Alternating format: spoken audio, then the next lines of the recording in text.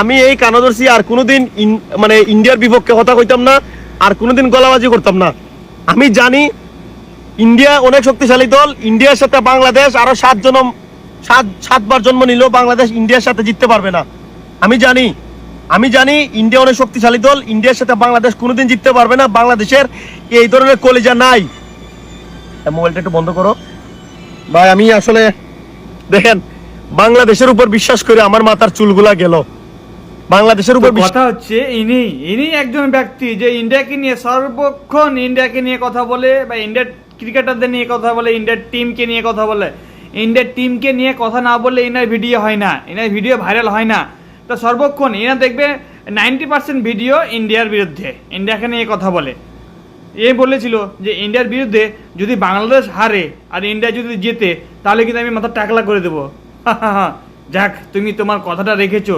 যদি তুমি টাকলা না করতে আজ, তাহলে কিন্তু তোমার খবর ছিল, তোমাকে এমন ধুয়ে দিতাম, তোমার চামড়া সহ সাদা হয়ে একদম তোমার একদম ইউরোপের লোকের মতো হয়ে, চাইনিজদের মতো সাদা হয়ে, ধবধবে সাদা হয়ে যেতে।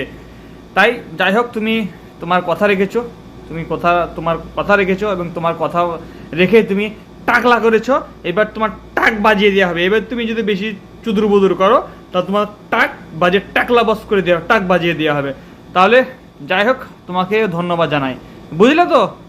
বুঝলে ইন্ডিয়ার বিরুদ্ধে কথা বলা কত বড় অপমান, কত বড়। এর থেকে অপমান কি কোনোদিন হয়েছ? তো যাই হোক, এবার যদি ইন্ডিয়ার বিরুদ্ধে কোনো চুদুর বুদুর কথা বলো তাহলে কিন্তু তোমার টাক বাজিয়ে টাকলা বস করে দেবো তোমাকে। আমি ভেবেছিলাম যে এখানে ভিডিও করব, যদি টাকলা না করে তাহলে করব ভেবেছিলাম। তা যেহেতু টাকলা করেছি আর কিছু বললাম না, এতটুকু রেখে দিলাম।